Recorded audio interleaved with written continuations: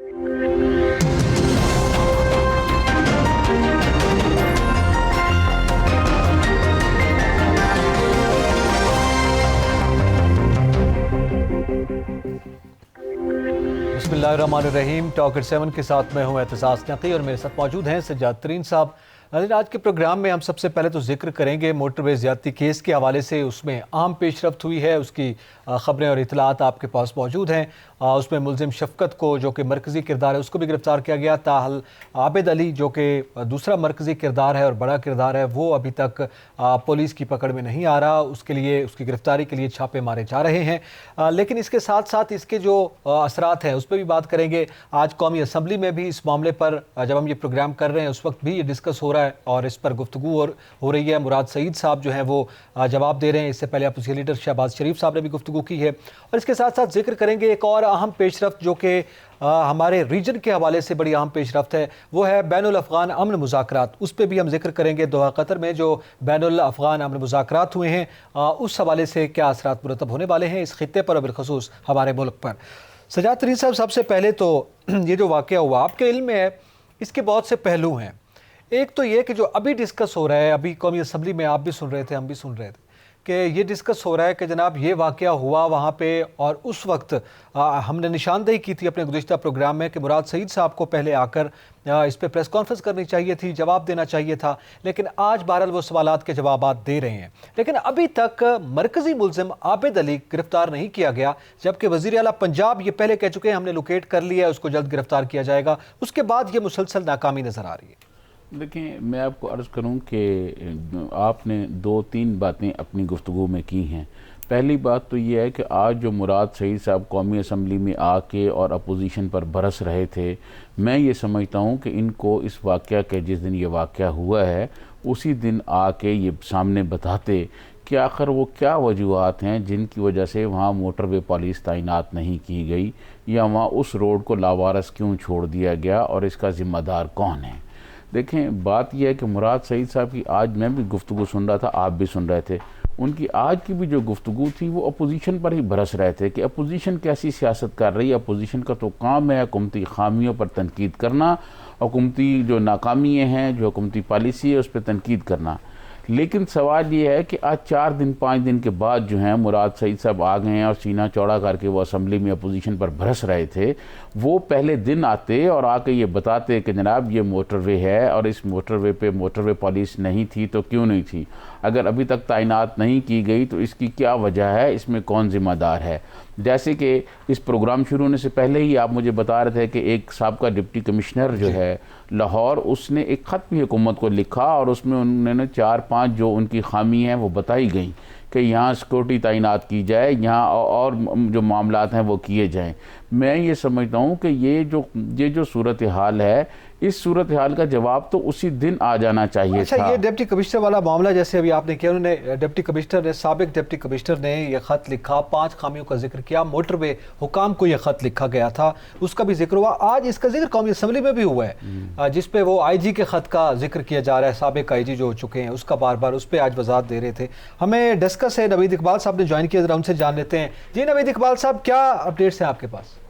जी, ऐसे है कि साबिक deputy commissioner Sialkot doctor Nasir Bashir ने बिजनेस कम्युनिटी और सिविल सोसाइटी के इसरार पर जिम्मेदारान अहकाम को जो 3 जुलाई को खत लिखा था, जो सचमुच को मसूल भी हुआ है। खत में 5 खामियों का जिक्र किया गया है, जिसमें वांडो गांव के करीब हिफाजती बाड़ मुकम्मल ना होने का तज़किरा है और जिसके बाद जानवर मोटरवे पर दाखिल हो जाते हैं, रक्षा भी दाखिल होते हैं और जानवर हादसा का सबब बन रहे हैं। मोटरवे पर जो डिवाइडर भी मुकम्मल नहीं है, यू टर्न के लिए वो बिल्कुल आम इस्तेमाल हो रहे हैं। खत में मोटरवे पर पुलिस की तैनाती का भी जिक्र किया गया है, जिस पर गुज़िश्ता रोज जो है वो SSP जो है राना शुजात अली, उन्होंने दस्ता इंटरचेंज पर सिक्योरिटी का तो इंतजाम जो है वो कल तैनात किए हैं। लेकिन जो 5 खामी, बहुत शुक्रिया नवीद इकबाल साहब, आपने हमें अपडेट की है। तो ये वो ख़त जिसका जिक्र किया जा रहा था, तो हमने जो मुतल्लिक़ा नुमाइंदे हैं वहाँ पे उनसे रब्ता किया है, तो वो ये डिटेल्स बता रहे थे कि उसमें तमाम खामियों का जिक्र किया गया है पहले से। देखिए, मैं आपको अर्ज़ करूँ, हम मुराद सईद साहब आज बहुत बड़ी बातें कर रहे थे और वो हमेशा जज्बाती बातें करते हैं, बहुत गुस्से से और जोश से बात करते हैं। ان کو چاہیے تھا کہ وہ آ کے بتاتے پہلے دن، نقی صاحب جس دن یہ واقعہ ہوا ہے مراد سعید صاحب آتے، اور اسی طرح جیسے آج وہ اپنا سینہ چوڑا کر کے اسمبلی میں اپوزیشن پر برس رہے تھے، وہ یہ بتاتے کہ اس خاتون نے جو پہلی کال کی ہے اور اس کے جواب میں موٹر وے نے اس کو کیوں، کون آدمی ذمہ دار تھا جس آدمی نے اس کو کوئی ریلیف نہیں پہنچایا، کوئی اس کا جواب نہیں دیا، اس کو کوئی مدد نہیں ملی، کون آدمی ذمہ دار ہے اتنی دیر کہ جی فلاں محکمے کو ہم نے کہہ دیا، فلاں محکمے کو ہم، تمام محکمے ایک دوسرے پہ ڈال رہے ہیں۔ یہی اگر جیسے اس خاتون نے وہاں پر بات کی اور موٹر وے آئی جی موٹر وے نے بھی یہ کہا ہے کلیم امام نے کہ کال موصول ہوئی ہے، وہ کال موصول ہونے کے بعد اگر فوری طور پر اس خاتون کے پاس کوئی مدد آ جاتی، کوئی پولیس آ جاتی، تو ہو سکتا ہے یہ واقعہ اس طرح نہ ہوتا۔ اچھا، اس پہ ہم بات کرتے ہیں، پی ٹی آئی سے تعلق ہے، ممبر پنجاب اسمبلی ہیں مومنہ وحید صاحبہ، ذرا ان سے گفتگو کر لیتے ہیں۔ مومنہ صاحبہ بہت شکریہ وقت دینے کا۔ یہ واقعہ یقینی طور پر پورے ملک کے لیے، چاہے سیاست سے بالا تر ہو کر جو بھی طبقات ہیں ان کے لیے بہت بڑا سانحہ ہے، لیکن ظاہر ہے بطور پنجاب حکومت کا حصہ ہونے کے آپ سے یہ سوال ہے کہ پولیس اس وقت بر وقت نہیں پہنچ سکی۔ یہ ایک بڑا بنیادی سوال ہے۔ موٹر وے والے تو کہہ رہے ہیں کہ ان کی حدود میں نہیں ہے، تو جو متعلقہ پولیس تھی وہ نہیں پہنچ سکی، کیا یہ سوالات بھی کیے گئے ہیں؟ بالکل جی، بہت شکریہ آپ کا اپنے پروگرام میں وقت دینے کے لیے، اور میں اپنی گورنمنٹ کو ریپرزینٹ کر سکوں، بتا سکوں کہ کیا معاملات ہیں۔ بات یہ ہے کہ پولیس کو جو کال کی گئی ہے اس کے حساب سے پولیس وہاں پہ پہنچی ہے۔ ہمارے یہاں پہ آپ یہ دیکھیں نا کہ پچھلے 10 سال ہمارے پولیس کے پاس گاڑیاں ہی نہیں ہیں، اگر گاڑیاں ہیں تو وہ کام نہیں کرتی، ان کے اندر 100 مسئلے مسائل ہیں۔ ہمارے یہاں تو قائد اعظم کی ایمبولینس بھی خراب ہو گئی تھی رستے میں، ایک دوسرے کی مخالفت میں ہم اتنی دور چلے جاتے ہیں کہ کسی کا شروع کیا ہوا کام بھی، اچھا کام بھی ہم مکمل نہیں کرتے۔ پولیس ظاہر سی بات ہے وہ لیٹ پہنچی ہے، سی سی پی او صاحب کے بیان کے اوپر ان کو شو کاز نوٹس بھی مل چکا ہے، آئی جی صاحب نے اس کا بڑا سخت لیا ہے، اس کے اوپر آئی جی صاحب کا سٹانس بہت سخت ہے، ان کو رپورٹ کرنا پڑے گا سی سی پی او صاحب کو، پنجاب گورنمنٹ کو۔ سانحہ ایک ہو گیا ہے، اب آگے کی طرف چلتے ہیں کہ سانحہ ہوا ہے تو اس کے بعد ہم نے کیا کرنا ہے۔ جی یہ بتائیں کہ یہ 2 سال میں پی ٹی آئی نے پولیس کے نظام میں ریلیف لانے کے لیے یا اس کو بہتر کرنے کے لیے، اس میں اصلاحات لانے کے لیے اور ایسا نظام بنانے کے لیے جس سے عوام کو ریلیف ملے، کون سا کام کیا 2 سالوں میں پی ٹی آئی نے پنجاب میں؟ سب سے پہلے تو میں آپ کو یہ بتاتی چلوں کہ کام سارے نہ تو وربل ہوتے ہیں اور نہ ہی کسی کا حکم جاری کرتے ہی ہو جاتے ہیں، اس کے لیے باقاعدہ قانون سازی کی جاتی ہے، اور قانون سازی ہو رہی ہے، پنجاب میں بہت اچھی ہو رہی ہے، وفاق میں بہت اچھی ہو رہی ہے۔ ہمارے ہاں تو پرابلم ہی ہے نا کہ قوانین پہلے سے بھی موجود ہیں، implementation is the main issue, کہ امپلیمنٹیشن نہیں ہوتی ہمارے ہاں پہ، لوگوں کے اندر خوف ہی نہیں ہے۔ ہماری میں بہت ہی عزت کے ساتھ اور بہت ہی احترام کے ساتھ یہ ایک عرض کرنا چاہوں گی آپ کے توسط سے، اپنی عدلیہ سے میں یہ بات کرنا چاہوں گی کہ جب ایک D N A test report آ جاتی ہے، میڈیکل رپورٹ آ جاتی ہے اور یہ اس میں ثابت ہو جاتا ہے کہ یہ کرائم ہوا ہے اور انہی لوگوں نے کیا ہے جو حراست میں ہیں، تو پھر انصاف کرنے سے کون سی چیز روکتی ہے؟ فیصلہ کرنے سے کون سی چیز روکتی ہے؟ ہمارے ہاں پہ فیصلے نہیں ہوتے، ہمارے ہاں پہ فیصلے اپیلوں میں چلے جاتے ہیں، جس وجہ سے کسی کو سزا کا ڈر ہی نہیں رہا، اور اگر کسی کو سزا ہو بھی جاتی ہے تو وہ کیس کسی نہ کسی طرح سے، مجھے نہیں پتا وہ کیسے چلتا ہے عدالت میں، 2-3 سال کے بعد جب مجرم باہر نکلتا ہے تو وہ زیادہ محتاط ہو چکا ہوتا ہے اور اس کا ذہن زیادہ کرمنل سائیڈ پہ جا چکا ہوتا ہے اور وہ پھر وہی کرائم کرتا ہے باہر نکل کے، لیکن وہ اتنا محتاط ہو کے کرتا ہے کہ وہ کسی گرفت میں نہیں آتا۔ تو بیسیکلی ایشو جو ہے وہ پولیس ریفارمز میں اتنا زیادہ نہیں ہے، پولیس اپنا کام کرتی ہے، وقت پہ کرتی ہے، جتنا اس کو اکوپ کیا گیا ہے اس کے حساب سے ہماری پولیس کی پرفارمنس بھی اچھی ہے، لیکن ہمارے ہاں پہ جب یہ عدلیہ میں چلے جاتے ہیں معاملات، پھر وہ ان میں بہت دیر ہو جاتی ہے۔ کوئی اگر کوئی ابھی پچھلے دنوں کی بات ہے، کوئی زیادہ پرانی بات نہیں ہے، ایک میں دیکھ رہی تھی خبر کہ جی 19 سال کے بعد پتا چلا کہ یہ آدمی جو ہے وہ مجرم ہی نہیں تھا، بے گناہ تھا، اس کو عدالت نے رہائی کا حکم دے دیا، جبکہ اس کی تحویل کے اندر عدالت کے اندر 2 سال پہلے وفات ہو گئی تھی، مطلب 17 سال وہ قید کاٹ کے مر گیا۔ اب بالکل صحیح، اس پہ آپ سمجھتی ہیں کہ یقینی طور پر मोमना साहबा, यकीनी तौर पर हुकूमत से ये तवक्को की जाती है, जो आपने इम्प्लीमेंटेशन का कहा, कवानीन मौजूद हैं, इम्प्लीमेंटेशन की तवक्को हुकूमत से की जाती है। बहुत शुक्रिया, आपने अपना वक्त दिया और हमसे गुफ्तगू की। तो ये देखें, ये एक वर्जन है सजात साहब, आपने सुना कि वो कहते हैं कि जनाब पुलिस तो काम करती है, पुलिस तो मुलज़िमों को पकड़ती है, फिर उसके बाद आगे जो ट्रायल्स हैं उसमें प्रॉब्लम होती है, बिलखसूस अदालतों में ये मुलज़िम छूट जाते हैं। ऐसा नहीं होता। देखिए, मैं आपको याद दिलाऊं, जब आसफ सईद खोसा साहब चीफ जस्टिस थे तो उन्होंने एक बात कही थी। उन्होंने कहा कि कोई जुर्म किसी बाज़ार में होता है तो पूरा बाज़ार बाहर देखने के लिए निकल आता है और वो देखता है और उसके सामने वो होता है, लेकिन बदकिस्मती ये है कि जब गवाही देनी पड़ती है तो बाज़ार में से कोई आदमी जो है वो गवाह बनने के लिए तैयार नहीं होता। देखिए, पुलिस का जो सारी जिम्मेदारी, ये इन्होंने जो अदालतों की बात की, ऐसी बात नहीं है। अदालतों ने तो जो सामने सबूत होते हैं उन पर फैसला करना होता है ना। ऐसा नहीं होता कि जो सबूत सामने ना हो तो अदालतें कहें कि क्योंकि जी सबूत भी सामने नहीं है तो इनको सजा दीजिए, ऐसा नहीं होता। मसला ये होता है, का भी जिक्र होता रहा, एक वीडियो भी सामने आई, एक गाड़ी ने टक्कर मारी और फिर वो आपके सामने है, उस पर हम डिस्कस तो अभी नहीं कर रहे, लेकिन उसके बाद वो मुलजिम को छोड़ दिया गया। 62 अफराद, मतलब उनके कहने का जो मतलब सामने आ रहा है, मुझे जो बात समझ आई है, वो असरअंदाज होते हैं केसेस। देखिए, मैं आपको अर्ज करूँ, बात ये है कि वो जो असरअंदाज होते हैं ना, वो भी वजह पुलिस होती है कि पुलिस उस केस को इतना कमज़ोर कर देती है। और जो आपने गाड़ी वाला जिक्र किया, मजीद चकजई वाला, बलूचिस्तान वाला, वो भी केस पुलिस ने ही इतना कमज़ोर कर दिया और वो जो गवाह थे उन्होंने कोर्ट में जाकर मजीद चकजई को पहचानने से इनकार कर दिया। अभी बलूचिस्तान गवर्नमेंट ने कल ही कहा है कि वो उसके खिलाफ, उस फैसले के खिलाफ अपील में जा रहे हैं। मसला सबसे ज़्यादा जो है वो पुलिस के निज़ाम में है। जो पुलिसिंग सिस्टम है उसमें बेहतरी लाने की बहुत ज़रूरत है। और प्राइम मिनिस्टर इमरान खान जो है वो यहाँ कंटेनर पे खड़े होकर जो 2-2 घंटे तकरीरें फरमाते थे, उसमें सबसे ज़्यादा वो तनकीद पंजाब पुलिस पे करते थे।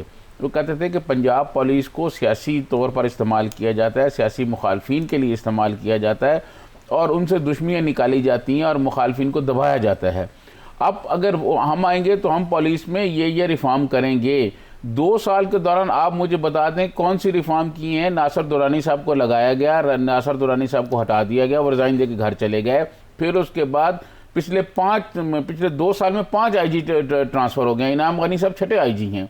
तो किसी आदमी को, कोई भी आईजी है, नकी साहब, जब वो इतना बड़ा पंजाब है, मैं समझता हूँ पंजाब के 36 वो हैं तकरीबन डिस्ट्रिक्ट हैं, उन डिस्ट्रिक्ट्स में आदमी 2 महीने में तो घूम ही नहीं सकता, 2 महीने में वो अपनी टीम नहीं बना सकता। और जो जराइम पेशा लोग हैं उनके बारे में वो अपनी टीम को क्या हदायत दे कि 2 महीने बाद आपने ट्रांसफ़र कर दिया। अब ये ज़ाहिर है पुलिस वाला जो मामला है ओवरऑल हम देखें वो बड़ा कम्प्लेक्स है, पूरे मुल्क में बड़ी कम्प्लेक्स सिचुएशन है कि सियासी अलाकार बनना, फिर उनको फैसिलिटेट करना, थाना कचहरी की सियासत बाकायदा नाम है, एक टर्मिनोलॉजी यूज़ होती है, और फिर और भी बहुत से मसाइल हैं। इक्विपमेंट की बात की गई, ज़ाहिर है वो हुकूमत का मामला है, लेकिन इस तरह के इस नौयत के वाक़यात पर जो मामलात होते हैं और बिलखसूस क्यों, यानी एक तो जराइम हैं जो क्राइम्स दौर में हम देखते हैं वो चल रहा होता है, लेकिन इस नौयत के वाक़यात बहरहाल ये आम वाक़यात से ज़रा मुख्तलिफ है, मुनफरिद। इस पर मज़ीद भी बात करेंगे नाज़रीन, यहाँ पे वक्त एक ब्रेक का, हमारे साथ रहिएगा।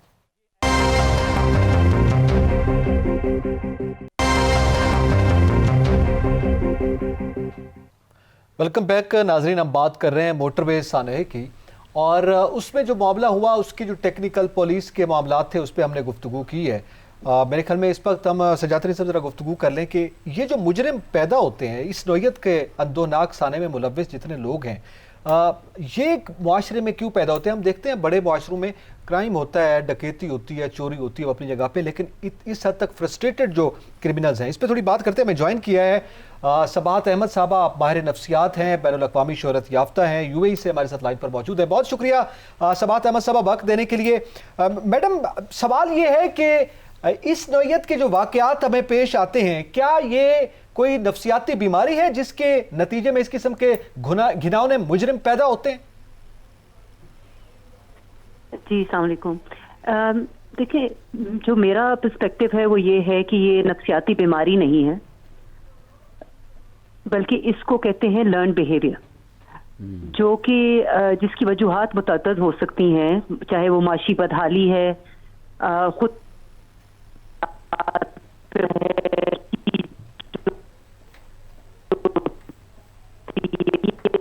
अच्छी آپ کی آواز کٹ رہی ہے میڈم. ہم کوشش کرتے ہیں کہ دوبارہ آپ سے رابطہ ہو تاکہ صحیح انداز میں بات ہو پائے. ہمارا رابطہ منقطع ہو رہا ہے کیونکہ انٹرنیشنل لائن ہے تو شاید کچھ ٹیکنیکل وجوہات کی بنیاد پر.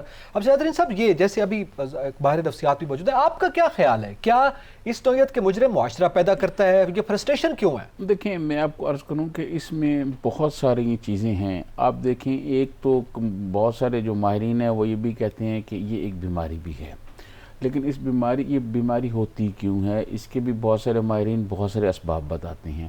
پھر اس کے بعد جو معاشی محرومیاں ہیں, جو معاشی صورتحال ہے, اور پھر جو معاشرے میں محرومی ہوتی ہیں, اوورآل محرومیاں معاشی سے ہٹ کے بھی, معاشی سے ہٹ کے جو محرومیاں ہوتی ہیں, وہ اصل میں تمام محرومیاں جو ہیں وہ لنک ہیں آپ کی معاشی محرومیوں سے. اچھا, اگر آپ کی معاشی صورتحال بہتر ہے تو پھر میرے خیال میں آپ بہتری کی طرف زیادہ نکلنے کے چانسز ہوتے ہیں. بہت کم ایسا ہوتا ہے کہ معاشی صورتحال بہتر ہو تو آدمی کسی اور طرف نکل جائے.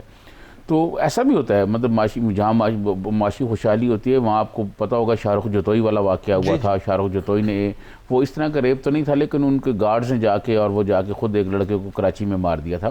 یہ اس طرح کی جنونیت جو ہے یہ وہاں بھی آ جاتی ہے. لیکن یہ بنیادی طور پر زیادہ تر دیکھا یہ گیا ہے کہ اس قسم کے واقعات وہ لوگ کرتے ہیں یا وہ لوگ اس میں زیادہ ملوث ہو سکتے ہیں جو محرومیوں کا شکار ہوتے ہیں. اب ریاست کو ایسے لوگوں کی دیکھیں, بہت ساری سن رہے ہیں, بہت سارے لوگ یہ کہہ رہے ہیں کہ ان کو سر عام پھانسی دی جائے. کچھ لوگوں کا یہ خیال ہے, کچھ وزراء جو ہیں وہ کہہ رہے ہیں پھانسی دے, کچھ وزراء یہ کہتے ہیں جی سر عام پھانسی دینے کے نیگیٹو نتائج ہوتے ہیں. مختلف رائے پائی جاتی ہے. سزائیں بالکل ہونی چاہیے. اگر سزائیں نہیں ہوں گی تو معاشرہ جو ہے اس میں امن نہیں آئے گا, معاشرے میں صورتحال بہتر نہیں ہوگی. لیکن یہ اس قسم کے جو لوگ ہیں, یہ جو جرائم پیشہ لوگ ہیں, ان کی وجوہات تلاش کرنا بھی بہت ضروری ہے. آخر کیا وجہ ہے کہ وہ اس قسم کی وحشت ناک قسم کی کارروائیاں کرتے ہیں جس کے معاشرے پہ بہت تباہ کن اثرات پڑتے ہیں. میں یہ سمجھتا ہوں کہ یہ جو واقعہ موٹر وے پر آیا ہے, ہمارا رابطہ بحال ہو گیا ہے سبات احمد صاحبہ سے, ان سے بات کر لیتے ہیں. سبات احمد صاحبہ سوری آپ کا رابطہ منقطع ہو گیا تھا. وہی سوال آپ کے سامنے رکھتے ہیں کہ کیا یہ نفسیاتی بیماری ہے, معاشرے میں اس قسم کے لوگ کیوں پیدا ہوتے ہیں, اس کی کیا وجوہات ہیں؟ جی نہیں کوئی بات نہیں. میں ایسے میں جو میں کہہ رہی تھی وہ یہ تھا کہ یہ ایک لرنڈ بیہیویئر ہے جس میں اچھے اور برے کی تمیز نہیں رہتی, صحیح اور غلط کی تمیز نہیں رہتی. اس کی وجوہات کئی ہو سکتی ہیں جس میں آپ ہمارے معاشرے میں معاشی بدحالی ہے, خود پہ یا حالات پہ کوئی پاور کی طرح. اگین ہمارا رابطہ منقطع ہو گیا ہے, لائن میں میرے خیال میں سگنلز ڈراپ ہو رہے ہیں. بہت شکریہ سبات احمد صاحبہ, آپ نے وقت دیا, ہم سے گفتگو کی ہے اور بدقسمتی سے مکمل بات نہیں ہو پائی. لیکن سیادرین صاحب جیسے یہ بات کر رہے ہیں, ظاہر ہے اس کی دیگر بہت سی وجوہات ہوں گی, وہ ماہرین نفسیات بتائیں گے, دیگر جو اس سے لنکڈ ماہرین ہیں وہ بتائیں گے. لیکن اس قسم کے لوگ عام طور پہ جو ایک جنرل تاثر ہے وہ یہ سمجھا جاتا ہے کہ یہ معاشرہ پیدا کرتا ہے, اور معاشرے میں جو گھٹن ہوتی ہے, جو دباؤ ہوتا ہے, وہ اس قسم کے معاشرے کو, اس قسم کے لوگوں کو جنم دیتا ہے, اور وہ جو فرسٹریشن ہے وہ ان میں جمع ہوتی رہتی ہے اور پھر ایک دم بارود کی طرح پھٹتی ہے, اور اس نوعیت کے واقعات ہمیں دیکھنے میں ملتے ہیں. دیکھیں میں آپ کو عرض کروں کہ ہمارے معاشرے میں ایک بہت لمبا عرصہ ہوا جو تبدیلیاں ہوئیں, بہت سارا معاشرے نے ایک نیا رخ لیا, معاشرہ ایک نیا شفٹ کی طرف آیا, اور اس کی بنیادیں رکھی گئیں 5 جولائی 1977 کے بعد, جب یہاں اس ملک میں ایک ضیاء الحق کا مارشاء اللہ آیا, اور اس مارشاء اللہ نے اپنے اپنے قوانین بنائے اور اپنے اپنے کچھ لوگوں کو ساتھ ملانے کے لیے, کچھ مخالفوں کو دبانے کے لیے معاشرے کو ایک تبدیل کر دیا. معاشرے کی جو بنیادیں تھیں ان کو بالکل تبدیل کر دیا. اس کے بعد بہت سارے ایسے واقعات ہوئے. خود ضیاء الحق کے زمانے میں ہمارے ملتان میں نواب پور کے علاقے میں پورے خاندان کی جو خواتین تھیں ان کو برہنہ کر کے بازاروں میں گھمایا گیا تھا. یہ اس وقت کا واقعہ ہے. میں یہ سمجھتا ہوں کہ ایسے واقعات کی روک تھام کے لیے جو ہمارے ادارے ہیں ان کو بہت متحرک ہونا پڑے گا, اور تربیت بھی بڑی ذہنی تربیت بھی بہت ضروری ہے. پھر اس قسم کے جو کرمینل لوگ ہیں ان کو ایک تو سزائیں دینی ہوگی, اور پھر سزائیں اس طرح دیکھیں.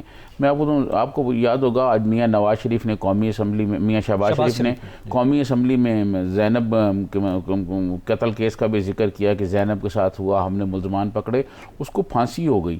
لیکن کیا اس کے بعد کوئی خوف لوگوں کے دل میں آیا؟ کوئی واقعات میں کمی آئی؟ واقعات بڑھ رہے ہیں.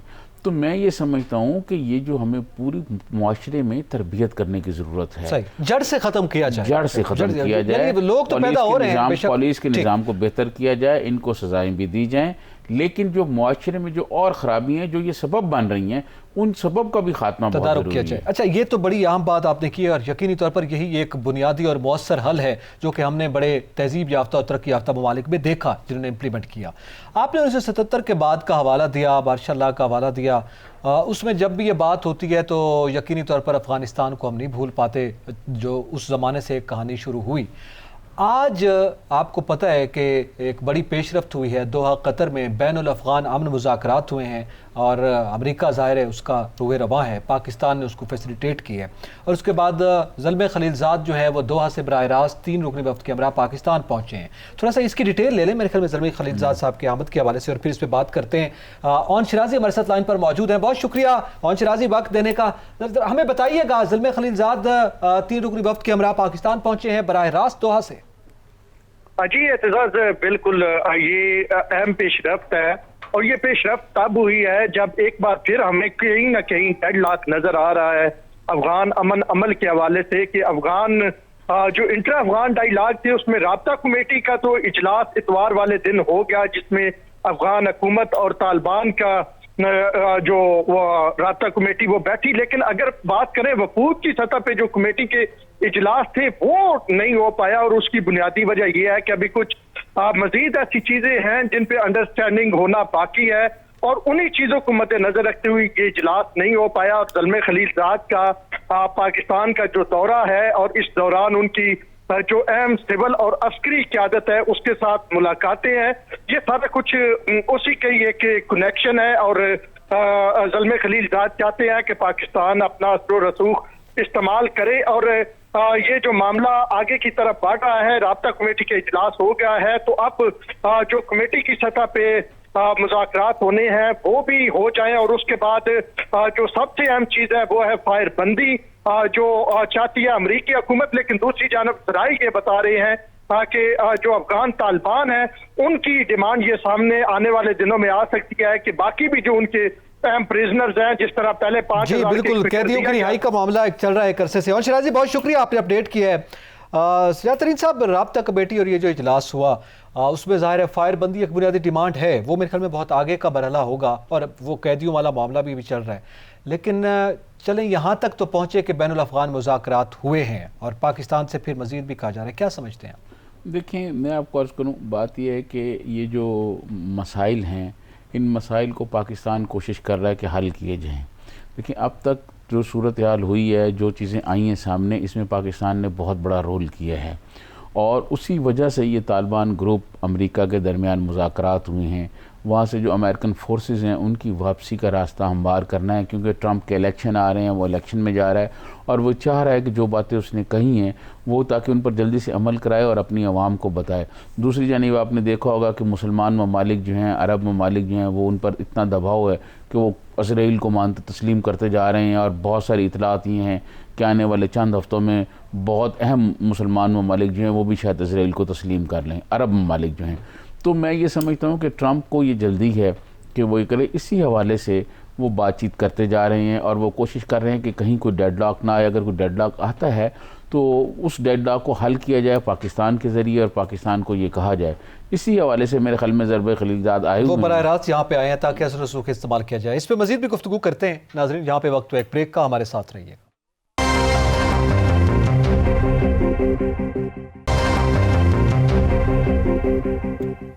ویلکم بیک ناظرین، بات کر رہے ہیں ہم بین الافغان امن مذاکرات کے حوالے سے۔ سجاد ترین صاحب، بریک سے پہلے یہ بات ہو رہی تھی، جیسے آپ نے کہا کہ ظاہر ہے پاکستان نے فیسیلیٹیٹ کیا، لیکن ایک یہ تاثر ہے کہ ابھی تک وہ ڈیڈ لاک برقرار ہے، وہ جو قیدیوں والا معاملہ تھا وہ بھی حل نہیں ہوا، اور جب تک وہ حل نہیں ہوتا تو شاید اس طرح کی پیش رفت نہ ہو، اور شاید یہی وجہ ہے کہ زلمے خلیلزاد ڈائریکٹلی وہاں سے یہاں پہ پہنچے ہیں کہ یہ ڈیڈ لاک کسی طرح سے ختم ہو۔ کتنی حد تک آپ سمجھتے ہیں کہ اس بات میں صداقت ہو سکتی ہے؟ دیکھیں، یہ بات تو ٹھیک ہے، لیکن دیکھنا یہ ہے کہ طالبان کی کیا وجہ کیا بنی۔ آپ کو یاد ہوگا پچھلے دنوں ایک طالبان ہیڈ کوارٹر پہ حملہ بھی ہوا ہے کسی اور کالعدم تنظیم کی جانب سے، تو وہ بھی صورتحال کی خرابی کی وجہ بنی ہے کہ داعش کی جانب سے وہاں پر طالبان پر حملے جو ہو رہے ہیں، میں سمجھتا ہوں کہ یہ ساری صورتحال وہ ہے جس کی وجہ سے طالبان تھوڑا سا اس معاملے میں بھی تھوڑے سے میرے خیال میں گھبرا گئے ہوں گے کہ کیا ہمارے مقابلے میں امریکہ جو ہے کوئی اور تنظیم یا کوئی اور گروپ کو تو کھڑا نہیں کر رہا. تو یہ ساری چیزیں میرے خیال وجہ بنی ہیں ان کی، جس کی وجہ سے یہ ڈیڈ لاک صورتحال پیدا ہو گئی ہے. تو اب کیونکہ ضرب خلیلزاد آ گئے ہیں اور وہ بیٹھ کے سارے معاملات ان سے بات چیت کی جائے گی، اور ہمیں امید یہ رکھنی چاہیے کہ یہ مسئلہ حل ہوگا، کیونکہ میں نے بار بار یہ کہا ہے کہ پرامن افغانستان جو ہے وہ پاکستان کے حق میں ہیں، اور ہم نے ہمیشہ یہ خواہش ظاہر کی ہے، پاکستان نے، حکومت پاکستان نے، پاکستان کے ریاستی اداروں نے، کہ افغانستان میں کسی طرح امن ہو. افغانستان میں امن ہوگا تو افغانستان بھی ترقی کرے گا، پاکستان بھی ترقی کرے گا. اگر افغانستان میں امن نہیں ہوگا تو اس کے نتائج آپ کو پتہ ہے پاکستان کو بھگتنے پڑتے ہیں. اور پچھلے 40 سال میں جو کچھ افغانستان میں ہوا اور اس کے بعد جو کچھ پاکستان میں ہوا، وہ ایک بہت لمبی ہسٹری ہے. کبھی آپ اس پر پروگرام رکھیں گے تو پھر پوری ڈیٹیل سے بھی ہم بات کر سکتے ہیں. اب اس میں جیسے ابھی آپ نے کہا ہے کہ پاکستان، ظاہر ہے پاکستان تو امن چاہتا ہے افغانستان میں، بار بار ہم کہہ چکے ہیں، اور اس کو فیسیلیٹیٹ بھی کر رہے ہیں صرف امن کی بنیاد پر. سوال یہ ہے کہ پاکستان کا اثر و رسوخ کا معاملہ جو تھا وہ اب تک، چونکہ ظاہر ہے امریکہ یہ چاہ رہا ہے کہ افغانستان میں جتنا اثر و رسوخ پاکستان کا ہے وہ استعمال کر رہا ہے، اور جن طبقات پہ ہے وہ کر رہا ہے، مگر جو حکومتی سائیڈ ہے دوسری جانب جس نے قیدیوں کو چھوڑنا ہے ادھر سے مطالبہ کیا جا رہا ہے، میرے خیال میں اس پہ پاکستان کی اس طرح سے گریپ نہیں ہے. اس میں بہت سے دیگر فیکٹرز بھی ملوث ہیں. آپ کے علم میں ہوگا گزشتہ ہفتے میں باقاعدہ طور پر D G I S P R کی جانب سے، چیف آف آرمی اسٹاف کی جانب سے یہ کہا گیا تھا کہ پاک افغان بارڈر پر جو تشدد کے واقعات میں اضافہ ہوا ہے اس میں افسوس کی بات ہے. تو وہ حکومتی سطح پہ آپ کیا سمجھتے ہیں؟ خود امریکہ اس پہ اثر انداز ابھی تک نہیں ہو پایا، باثر قسم کے یا مؤثر قسم کا کردار ادا نہیں کر پایا، کیا وجوہات ہیں کہ اس سائڈ سے بھی ابھی وہ سرد مہری موجود ہے؟ دیکھیں، یہ دو باتیں آپ نے کی ہیں، ایک افغان حکومت کی بات کی، ایک آپ نے سرحد کی بات کی. میں پہلے سرحد کی بات کروں گا. جو ہماری افغانستان کے ساتھ ہماری جو سرحد بنتی ہے وہاں جو کشیدگی ہے وہ عناصر جو یہ نہیں چاہتے کہ افغانستان میں امن ہو، وہ عناصر جو یہ نہیں چاہتے کہ پاکستان اور افغانستان جو ہے وہ بھائیوں کی طرح رہیں، خوشحالی ہو دونوں ملکوں میں، دونوں ملکوں کے عوام ترقی کریں اور آگے بڑھیں، وہ عناصر ہیں، وہ دشمن ہیں، جو امن کے دشمن ہیں، وہ اس قسم کے واقعات کرتے رہتے ہیں. انڈیا یعنی اس میں عناصر سے مراد انڈیا تو ہمارا دشمن ہے. انڈیا میں سمجھتا ہوں صرف ہمارا دشمن نہیں ہے، وہ تو تمام مسلمانوں کا دشمن ہے اور کوئی نہ کوئی سازش کرتا رہتا ہے. اور مسلمان حکمرانوں کو بھی چاہیے کہ وہ انڈیا کا ساتھ نہ دیں بلکہ مسلمانوں کے ساتھ کھڑے ہوں. میں سمجھتا ہوں کہ میں پہلے بھی کئی دفعہ یہ بات کر چکا ہوں، کشمیر کے ایشو پر ہم جن عرب ممالک کے لیے اپنی جان قربان کرنے کے لیے تیار ہوتے ہیں، ان عرب ممالک میں جن میں خاص طور پر سعودی عرب ہے، اس نے اس طرح ہماری حمایت نہیں کی جس طرح ایران نے کی ہے. ایرانی لیڈرشپ جو ہے وہ ہمارے ساتھ کندھا سے کندھا ملا کے کھڑی رہی ہے، جبکہ ایران کے بھی کاروباری تعلقات انڈیا سے ہیں، یہ بات نہیں ہے، لیکن اس کے باوجود انہوں نے چاہ بہار سے اس کو نکال دیا ہے. یہ پس منظر کشمیر کا ہی ہے، جس کی وجہ سے وہ چاہ بہار سے جو ہے وہ انڈیا باہر گیا ہے، اور وہاں پر انہوں نے چائنا کو اب انٹری دے دی. اب چائنا وہاں سے بہت بڑی سرمایہ کاری کر رہا ہے. تو یہ اس پر بھی کس دن پروگرام رکھیں، ہم اس پر بھی بات کریں گے. تو یہ جو صورتحال ہے نا، یہ سارے مسلمان حکمرانوں کو دیکھنا چاہیے کہ کون مسلمانوں کا دشمن ہے اور کون مسلمانوں کا دوست ہے. تو افغان حکومت اس معاملے میں کس کے زیر اثر ہے؟ افغان حکومت ہے نا، میں سمجھتا ہوں افغان حکومت ہے، اور خاص طور پر جو وہاں کے پریزیڈنٹ ہیں، ان کا پرابلم یہ ہے کہ جب اب طالبان کے درمیان اور امریکہ کے درمیان مذاکرات شروع ہوئے تو طالبان نے یہ کہا کہ ہم افغان حکومت سے مذاکرات ہی نہیں کریں گے. انہوں نے ڈائریکٹ مذاکرات امریکن سے کیے اور معاملات ان سے طے کیے. اس دوران جو افغان حکومت تھی وہ بالکل ان مذاکرات سے باہر رہی. تو وہ انہوں نے یہ سمجھا کہ ہمیں یہ غیر مؤثر کیا جا رہا ہے. یہ ان کے غیر مؤثر وجہ ہونے کی وجہ سے، یا یہ محسوس کرنے کی وجہ سے کہ ہمیں کوئی اہمیت نہیں مل رہی اس معاہدے میں، کچھ انہوں نے مشکلات پیدا کی. آپ کو یاد ہوگا پہلے قیدیوں کو روک لیا تھا، انہوں نے کہا جی قیدی نہیں ہم رہا کر رہے، پھر وہ پریشر پڑا، دباؤ ہوا، پھر مذاکرات ہوئے تو انہوں نے کچھ قیدی رہا کر دیے. ابھی جو باقی نکات ہیں ان پر بھی عمل درآمد ہوگا اور افغان گورنمنٹ کو کرنا پڑے گا، کیونکہ امریکنز نے خود جو ہے وہ گارنٹی دی ہوئی ہے طالبان کو کہ وہ اس پر عمل درآمد کریں گے جو معاہدہ ان کے ساتھ ہوا ہے. طالبان بھی یہی کہہ رہے ہیں کہ ہمارے ساتھ جو امریکہ نے معاہدہ کیا ہے اس پہ عمل درآمد بھی وہ کرائے. اب میں سمجھتا ہوں کہ درمیان میں رکاوٹیں آتی رہیں گی، اور کچھ عناصر، کچھ قوتیں ایسی ہیں جو یہ چاہتی ہیں کہ یہ معاہدہ آگے نہ چلے. ان کے اپنے مفادات ہیں، وہ یہ چاہتے ہیں کہ خطے میں امن نہ ہو، افغانستان میں امن نہ ہو. نہ کہ صاحب بہت لڑائی ہو گئی افغانستان میں، 40 سال سے لڑائی ہو رہی ہے، اور آپ دیکھیں کہ وہاں ان کی 2-3 نسلیں جو ہیں ان کا کیا حال ہو گیا ہے. وہ بیچارے رل گئے ہیں افغانی. تو میں یہ سمجھتا ہوں کہ وہاں اب امن ہونا چاہیے اور پاکستان پر اس کے ڈائریکٹ اثرات بھی مرتب ہوں گے، اور میں یہ سمجھتا ہوں کہ وہاں امن ہوگا اور افغانستان ترقی کرے گا۔ جب افغانستان ترقی کرے گا تو پاکستان بھی ترقی کرے گا، اور میں بار بار یہ کہتا ہوں کہ پرامن پاکستان جو ہے وہی ہمارے مفاد میں ہے۔ یہ اس کے لیے ہماری عسکری قیادت بھی یہی کہتی ہے، ہماری سیاسی قیادت بھی یہی کہتی ہے، لیکن ہمارے جو دشمن ہیں، پاکستان کے جو دشمن ہیں، افغانستان کے جو دشمن ہیں، اور جو خطے میں قوتیں یہ نہیں چاہتی کہ امن ہو یا امن ہونے سے وہ ترقی کرے گا، وہ پھر کوئی نہ کوئی معاملات جو ہیں وہ آگے بڑھاتے رہتے ہیں۔ لیکن ان قوتوں پر بھی تو امریکہ کی آشیرواد حاصل ہے نا۔ میرے خیال میں پاکستان یہ معاملات یقیناً رکھے بھی ہوں گے ہمارے جو باہرین ہیں یا وزارت خارجہ ہے ان کی جانب سے یا حکومت کی جانب سے، کہ وہ بھی تو ان کو لگام ڈالیں۔ دیکھیں، میں آپ کو عرض کروں کہ اس حوالے سے میری وزارت خارجہ کے کچھ اہم لوگوں سے بات چیت ہوئی اور میں نے ان سے کچھ معلومات لی۔ وہ یہ کہہ رہے تھے کہ ظاہر ہے کہ امریکنز تو یہ چاہ رہے ہیں کہ معاملات جو ہے اسی طرح چلے، لیکن افغان گورنمنٹ جو ہے اس میں کچھ جو ہے وہ درمیان میں ایسے رکاوٹیں پیدا کر رہی ہیں، یا اس کو تاخیر کا جو اس وقت پریزیڈنٹ ہیں افغانستان کے، ان کا میرے خیال میں یہ تھوڑے سے معاہدے میں تاخیر وہ اس لیے بھی کر رہے ہیں کہ ان کو ایک شاید خیال یہ بھی ہے کہ اگلے 2-3 مہینے میں ٹرمپ جو ہے وہ الیکشن میں جانے والے ہیں۔ میرا اشارہ انڈیا کی جانب تھا کہ میں وہ بھی بتا دوں کہ وہ الیکشن میں جانے والے ہیں، اور ہو سکتا ہے وہ الیکشن ہار جائیں تو پھر اس معاہدے کی اس طرح کی وہ نہ رہے۔ ظاہر ہے پھر افغان گورنمنٹ کے جو لوگ ہیں، آپ کو پتہ ہے، اس کو تو ہم لوگوں کو پتہ ہے کہ ان کے انڈیا سے بہت اچھے تعلقات ہیں، اور وہ ہمیشہ انڈیا کی جو ہم نے 40 سال ان کے لیے بہت قربانیاں دی، لیکن جب ان کو بھی موقع ملتا ہے تو وہ پاکستان کے خلاف کوئی نہ کوئی بات کر دیتے ہیں۔ انڈیا کے آشیرواد ان کو حاصل ہے، اور انڈین آشیرواد کے لیے وہ سارا کچھ یہ کر رہے ہیں۔ تو میں یہ سمجھتا ہوں ایسی کوئی بات نہیں، آنے والے وقت میں یہ معاملات طے ہو جائیں گے، اور امید کی جا سکتی ہے کہ افغانستان جو ہے ایک پرامن ملک بنے گا۔ چلیں، یہ امید جو ہے اتنی اچھے الفاظ کے ساتھ، اچھی امید کے ساتھ پروگرام بھی اختتام پذیر ہوا ہے۔